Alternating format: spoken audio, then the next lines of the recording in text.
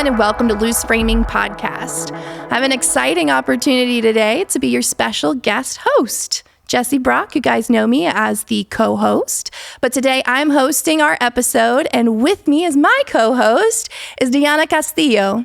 Hi guys, I'm Diana. Diana, this is actually her second day, but Diana is our spring intern. She's a junior at USF. Go Bulls. Go Bulls, yep. And she's actually majoring in business advertising, is that right? Yep, that's right. How'd you find us? Tell us. I've been looking for internships because I need them to graduate. But I was just looking around, asking people, and then someone from my program, because I'm in the Zimmerman advertising program, went in our group chat that we all have together and was like, hey, my boss is looking for someone in the spring. It's a film company. You get to meet people, do cool things. And I was like, I'll try it out. I mean, it's my first time applying for an internship. I don't have no idea what's going to happen.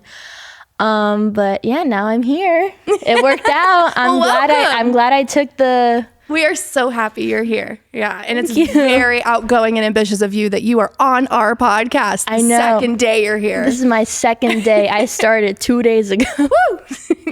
Our guest today is Only Wave Productions, Jake Rabani and Ryan Daugherty, two USF graduates as well. Yeah. They graduated the spring of 2020, and then they took it upon themselves when they couldn't find work to create work themselves, and they started their own production company, which is in the spirit of those ambitious students coming out of USF. It's really cool though. Like when they were telling like their story, it was like really cool how they came from nothing, like just graduated mid-pandemic, and now they're doing this, and I hope to like learn more about them. It's pretty later inspiring. On. Yeah, like that makes me want to like actually like do stuff too, because they both work construction gigs to pay for their first cameras. I mean, it doesn't get more gritty than that, you know?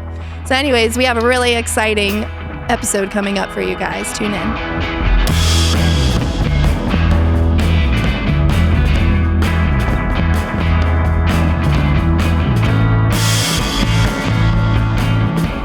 Everybody, and welcome back to Loose Framing Podcast. I'm your host today, Jesse Brock. With me today are two young, ambitious filmmakers, Jake Rabani. I'm so sorry. It's okay. And Ryan Daugherty. They are from Only Wave Productions. How are you guys today? Happy to be here. Yeah, doing well. Mm-hmm. We're happy to have you. Going back to how we met, I know you guys reached out to the Film Commission a couple months ago, and we're just like, hey, we're here and we're making stuff. But then flash forward to you had a film festival. Yes, like very shortly after that. Crazy that's on my resume, but yeah, we did it. Yeah, and I was lucky enough to attend. It was in Thenodisassa. Yes. At what is the estate Mission called? Lago Estates. It was gorgeous. Normally a wedding estate, but yes. The theme was old Hollywood, so I got to bring my boyfriend, and we did the whole dapper flapper look. Oh yeah, mm-hmm. Everybody was really decked out. It was a hit. Yeah, it was my girlfriend's idea. I was like, how do we do a dress code that people really want to do? She's like, something old, and she's like, old Hollywood. I'm like, that's it. Yeah, that's a title. Honestly, that's my first event I've been to that was old Hollywood themed, and I was awesome. very being in film. I'm like, how's this the first time I've bought a flapper dress? Oh my gosh. Yeah. I feel like it like fit perfectly, and like everybody really dressed to the code. Like it was very cool seeing everybody like dressed to the theme. And what kind of made your film festival really cool, especially for its inaugural one, is that you didn't showcase, like a 90-minute block or strictly 5-minute blocks. You had a free form in how you even programmed your content. Can you talk to us a little bit about that? We knew going into it that, anything that's a first one, it's got to be short, concise, to the point. We knew we didn't want anything to run long. Shorter is always better, in my opinion. So that was the intention from the start, is I don't want people sitting in their chairs for more than like 30, 45 minutes. And then let's just have fun. Let's let people leave wishing they had more. Mm-hmm. Right. Yeah, like a little taste. Exactly, yeah. Can you talk to us about that? Within like, we had like a few short films that were actually, submitted, but we really did want to create a sort of experience that every single film kind of like led off one another, and they kind of tied all into like a general like theme of different like emotions that you'd be feeling. And I don't know if you like felt that, but I felt like every single one like touched on a different emotion. It did. Kind of like an album. Yeah, it was really Like cool. an album of short 5-minute movies. Yeah. Oh, that's a good theme for your second one. Yes. Like an album drop. Oh, that's awesome. I can picture it in my head. That's Yeah. really cool. Yeah, I remember one of the films was about a girl kind of trying to find her way, and she was at a beach, and she was just like, what am I doing with my life? And I was like, hashtag relatable. Oh my gosh, yeah. That was my really good friend Sam, and she's just one of those people that, you know, I feel like when you're starting off as a filmmaker, you need subjects, you need people to shoot, and you need people who will let you shoot bad content, right? So she was just there from the start, and it was just kind of like a full circle story that I had to end the film festival with her because she was moving to Seattle, and that was when my skills were the best at the time. So it's kind of like, let's do this and tell her story. What a great like tribute to her send off. Oh yeah, I'm sure she loves having that, you know. And she was able to make it to the festival, so it was really yeah, that she was able to crazy see that too. It She was flew all the way in, and we have a part 2 in the works that we were going to film the That is sequel in awesome. Seattle. Yeah. And how are you guys distributing this? Is this like YouTube? What's your primary goal for these? We are you want Yeah, we have everything on YouTube currently. We're still trying to like building out like the format of like what we want our YouTube to like mainly be like. What, you know, you have to have some sort of a theme for people to like want to come back for that like reoccurring content. You know, like, you know, if you want to build an audience like that, Like this podcast. exactly. So yeah, like that's why people follow a different podcast or like, you know, subscribe to a podcast because they know what they're getting each time. So we're still trying to figure that out, but yeah, all of our stuff's out on YouTube. Yeah, very You cool. just type in Only Wave. It's just Only Wave. Yeah. And then we also have an Only Wave TV, which is another thing. that Yeah, also we were working talking on. about that earlier about like people who have used the name Only Wave. So you got to wait till Instagram answers your DMs about One day. snagging that name. one day. But yeah, we know our audience isn't really going to check us out on Vimeo, so Yeah. YouTube's probably the spot we're for just us. like, all right, YouTube Yep. for now. We'll take the quality cut. But Yeah. And TikTok too. I know we've kind of had this conversation a little bit, but the whole kind of allure of your film festival was the short form content, but you had actually incorporated a TikTok video inside one of your videos, you know, one of your films. And I was like, wow, this new media and this new way we're consuming content. I mean, I'm an elder millennial. And you guys are obviously not, you're the next generation. And I just kind of want to talk to you about how we're moving into that new world. yeah, you see it in even movies in the theaters nowadays. You'll see like the text bubbles start to pop up on screen. You're like, Yeah. all right, I can see it. We're getting a little more modern with the filmmaking. So I wanted to take it a step further. I'm like, all right, let's just put TikToks on the screen because I feel like, you know, people can relate to that. Yeah. And then so I just put in a bunch of like Easter eggs. Like one of the TikToks was our friend playing guitar. Another one was the Ryan throwing the pallet TikTok. But yeah, I knew doing that would kind of, everyone in the audience could resonate with that. Yeah. Yeah. It's like a new way to make a cameo almost. Exactly. Yeah. Yeah. It's pretty It cool. was fun to make too. And are you guys planning on distributing via TikTok or like forming content that's just for that? I think we have to. Yeah. It's kind of how every brand and company feels like we're not. You have to hop on the wave. Like, there's no reason. Yeah. I mean, I think a lot of people like with like TikTok and I don't know. Yeah, like we were kind of late to hop on. At least I was. You know, like Yeah. like it's been around for years now, and just now I feel like it's become so popular that, you know, all companies are advertising on it. And it's just it's the way to go if you want to like really get a lot of reach. Yeah. A year ago, I got brought into a studio here in Tampa to edit, and they brought me in because they were like, "Oh, he's young. Like maybe he can like spaz up or spice up our social media."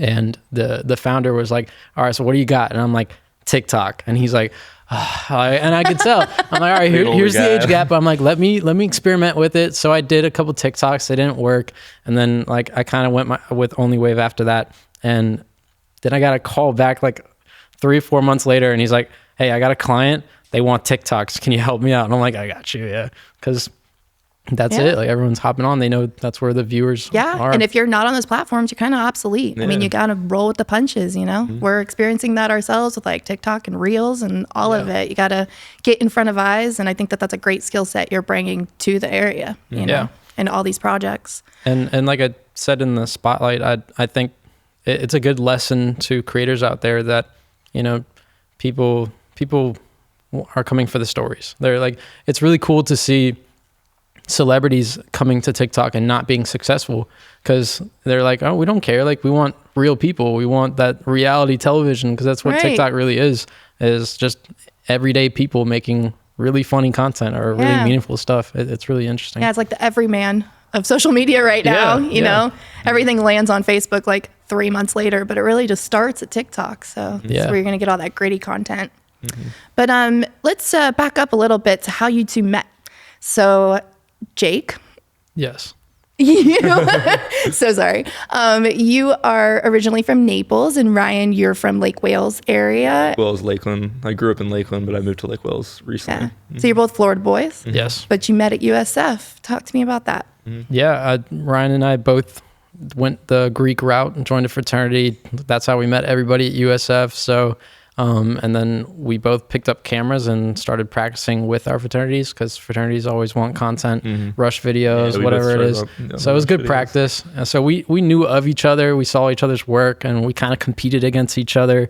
So you make the best rush video each semester. Yeah, and it was cool, because I remember he made a rush video and I was just like, man, that's good. I'm like, I gotta top this. And then it just began. And then one day he was working security. He's big, so he was working security for like a college night, and I was shooting the photos because they were like, can you do photos? I'm like, how much? Like $80? I'm like, sure, because I was nice at the time.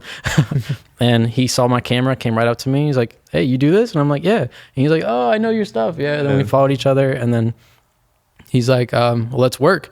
And I know people like to say, like, let's work together, let's do something sometime, and it very rarely ever follows through. And so I was just like, all right. I'm like, you want to work together? I'm like, there's a film festival next week. Like, let's do it. That was the Campus Movie Fest? Yes. Okay, at USF? Yeah, and it's a 1-week festival, and Ryan, from that point on, I knew, because Ryan was like, all right, let's do it. And he showed up to my apartment, and we wrote a script. And then I was just like, all right, I could see myself working with him for a while. Yeah. And that film worked out. I got top 16. We won a couple awards for it. Yeah, he actually won. It's crazy. He won Best Actor out of like 100 films. Didn't see that coming. and like they put the wrong picture of. They put the wrong name. The wrong name. Oh yeah. They thought my name was Kaylin. Yeah. Kaylin? Yeah. Who was the co-star. Yeah, so I walked up on stage, and I was like, I thought the award was for her. And we all did. We were like, oh, like she won. Like, like no, it's for you. That was wild. Psych. Just kidding, Kaylin. Yeah. But yeah, that was fun, and that was literally the week that the pandemic shut down USF. That night, and in March, and then the pandemic hit, and then we were all just like, we didn't know where to go from that. There, like we don't no longer have any classes. All our stuff's online. Like, we're told to stay at home, stay in like our small friend groups. So we didn't know what to do. So kind of banded together. Like, we had our little team and came up with the name Only Wave. I think everyone can relate to that little pocket of where time. Where were you in March 2020? Yeah. That's going to be like where were you? Everyone was on their couch. Like a pivotal moment. What was next? Yeah. So talk to me a little bit more about that, about how you guys kind of banded together, and how did you make it through those months following when everything shut down? I mean, how did you go from that to where you are now? So I started by interning at Diamond View, and I started interning there my last Diamond View. Yes. And my last semester of senior year, and that was where I learned what a C-stand was and all that stuff. So they really got me started. But the interns started showing up with COVID, and then they had to shut down the internship program. And then they invited me back in June when it started back up again, and then 2 weeks it got shut down again. And I was just like I'm really missing out on learning these formal skills, because they really helped me out. And then but there was no opportunity. I talked to them. I talked to the guys over there. Just like, we can't, So then Peyton, our other roommate, texted me. He's like, let's start a company. Like, let's do it. Like, well, I mean, we're working construction every day for $100 a day. So speaking of construction, we have some going on outside. Yeah, we were waking up every day at 7 a.m., going down to West Shore and just working in crazy conditions. It definitely wasn't safe. Top of like apartment complex roofs, like just hanging off, drilling in ace units. Like, I don't know how we got so deep into that stuff, but it was the only way to pay for rent at that time. Make ends meet. Yeah, and I knew I wanted to buy a camera, like my first full frame camera. I didn't even have one. He didn't even have a laptop to edit on. Yeah, I had like an old MacBook, but it was just so slow that like editing on it was just it was a drag. It was a 13-inch. Like I was just like, bro, how are we editing on these things? Like we need hardware. Yeah. So we just kept working $100 a day, and then I bought an editing laptop, essentially a gaming laptop. We got cameras, and then we just started shooting. That is awesome. I love that mentality of like grinding it out to, work for it. That's great. It's crazy because I think if it wasn't for the pandemic, we definitely wouldn't have started it, because I could have easily got a job editing or doing something and fallen into it. Yeah, because that's what you're supposed to do, and that's the safe, smart route. But the pandemic really put us in a position where like those jobs weren't available, so we don't have a choice. Yeah. Right.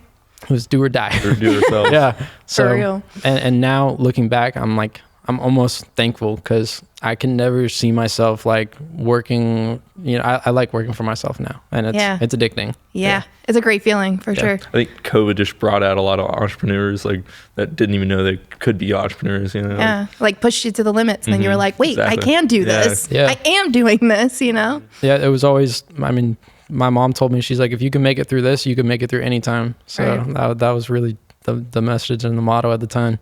We actually spent our first summer in 2020. I got Diamond View. John, he was the president at the time. He told me, he's like, if you want to get started, you got to just shoot spec projects. And that was when I looked, what's a spec project? And and we just spent the whole summer shooting a headphone commercial for headphones we had in our closet, and then shooting weightlifting videos of him, and just shooting anything. I skateboard, so I shot like a skateboard spec, and then we just edited a demo reel, and it was flashy. Had cool music, and that's very cool. So you guys kind of, once you started and had your own equipment, I've seen that you guys have done a lot of weddings. Yeah. And that's kind of primarily where videographers get their start, is weddings. It's consistent work. But you guys are more or less trying to branch apart from that a little bit. Can you tell me what you're working on and what you kind of plan on for the future of Only Wave? We're kind of wanting it to transition into, as we do these live events. That's like our whole, like our I guess you could say swag right now. We transitioned into, we hosted something called a field test. It's like a small community event between like, a lot of our friends, and then just people in, the community that appreciate film and would like to and just like having a good time, meeting cool people and networking a little bit. Then we have these film festivals. We eventually want to start doing, eventually someday a music festival or like small concerts, bringing like just, again, local artists together, just collaborate and network. Then on our side of creating, we want to, transition into music videos. I really want to work with like big name artists someday. Are you guys musicians?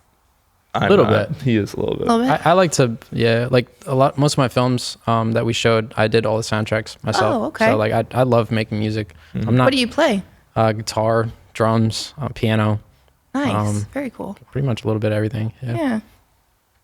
So yeah, like music videos, and then also just like short stories, like really just compelling videos, and imagery that, I don't know, just I feel like people need to see. Yeah. It seems like you guys are drawn more to experiences and something being more like raw and gritty and tangible rather than like the corporate side of things, which, more or less everyone has to step into the corporate world to pay bills. But it's nice that you guys are sticking to your roots. What kind of draws you to that? Are you guys looking for more like a point of view kind of perspective when you're filming? Like for experiences like the festival, or what are you trying to accomplish? Yeah, I think like something that you and I do really, really well in our videos is like whenever you watch one of them, it almost feels like you're experiencing what it would be like to be there. Yeah. Which I think is like very, very, very cool. It gives like it draws you towards it. So you want to go to the next one. It's like it's a little mini experience. Stepping into meta or whatever, and the VR world that is here and not going anywhere.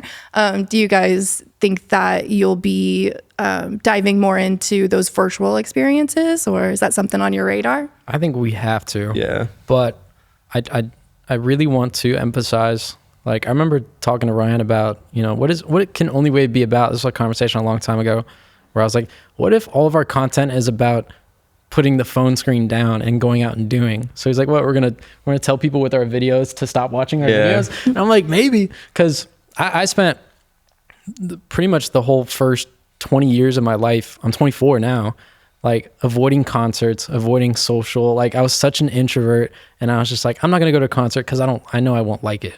And I don't know why I had that I was so determined about what I would like. So to touch on that, like I took him to his first music festival, which he was like kind of, I didn't want to go. Very hesitant on going. Had a great time. Like what music festival was it? SMF. Sunset. Okay. Yeah, Okay. And so I kind of want to bring that in, because I see it, what I saw myself, I see it in everyone else. I see it in a lot of people.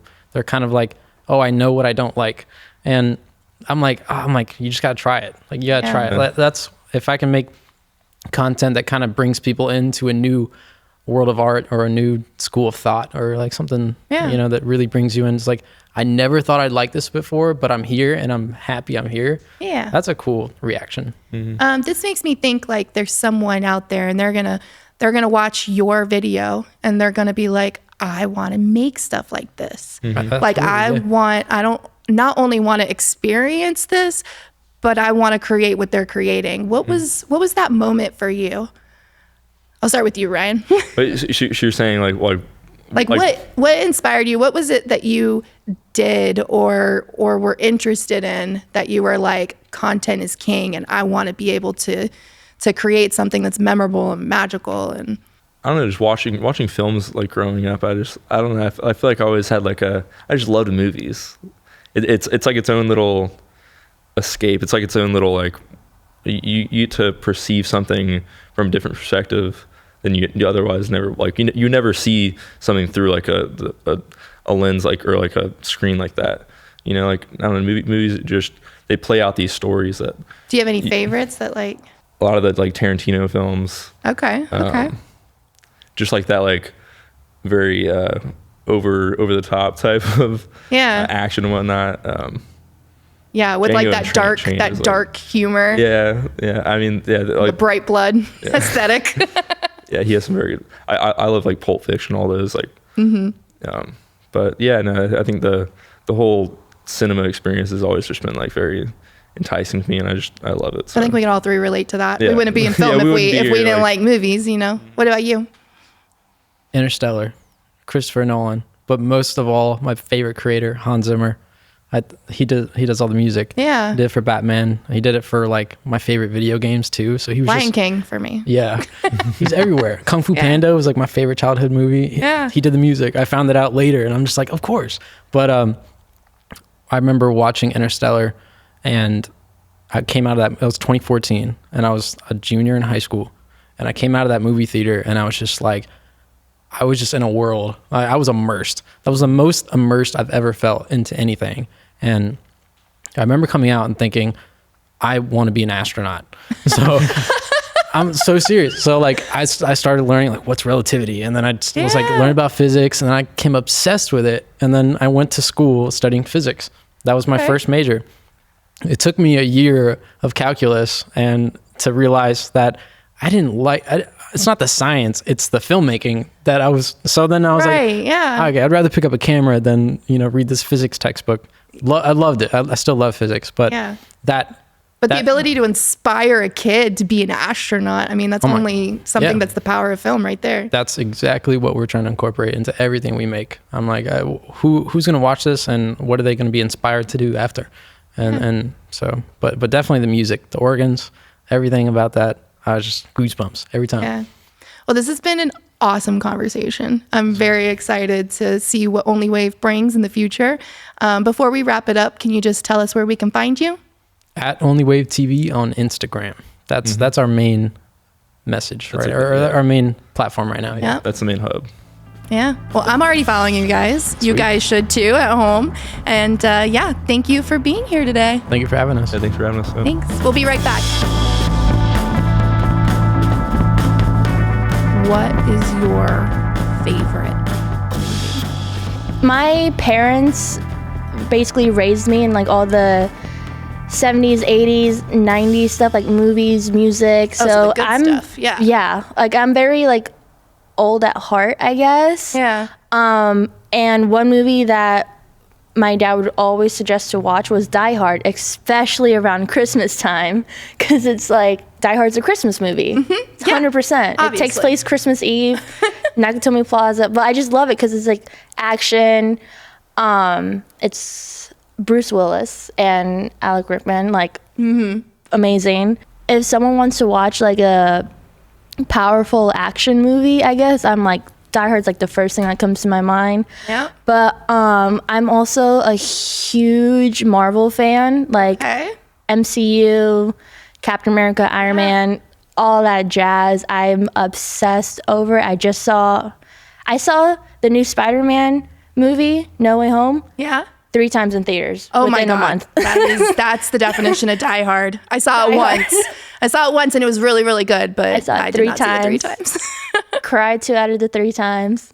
Yeah. But yeah, Marvel, Disney. Who's your favorite Marvel superhero? I always go Captain America as my favorite, mostly because I like the character, but I think I'm also biased towards Chris Evans too, because the truth comes out. Love it. I love Chris Evans. If he's watching this, please. Yeah. I love your dog, Roger. But, Dodger. Yeah. Wow, I can't believe you messed up his dog's name. I'm sorry. Hopefully he's not watching. Hopefully not anymore. No, God. But I like him in Scott Pilgrim versus the World. Him and Brie Larson, both now Marvel people, are in that movie. Yeah. I mean, with his spiky hair. If you think about it, his bad attitude. God. But if you think about it, like a lot of Marvel actors started off like way back then, like they're all like super big now. Like Paul Rudd. Yeah. I knew him originally from Friends. Oh, really? Yeah. Not from Clueless? No. No? Have you ever seen Clueless? No. Oh my God, watch it. Paul Rudd is great. There's a lot of movies that I do have to watch, but we'll add that one to your list. Yeah, I need to make a list because it's already a long list. Yeah. Between my friends, my boyfriend, everyone's like telling me to watch movies. Not to take away from the conversation we're having, but do you still watch movies on the regular? Or are you mostly like scrolling through your phone with TikTok and social media? And do you still like sit down and you're like, I'm gonna watch a movie tonight, and you sit through a full 2 hours? No, there are some nights, especially with my roommate, we like cook dinner and then we make a night out of it, whether we're watching TV or a movie, and we like watch it. Usually when I'm by myself, I'll like have the TV on, like watching a movie and like be on my phone.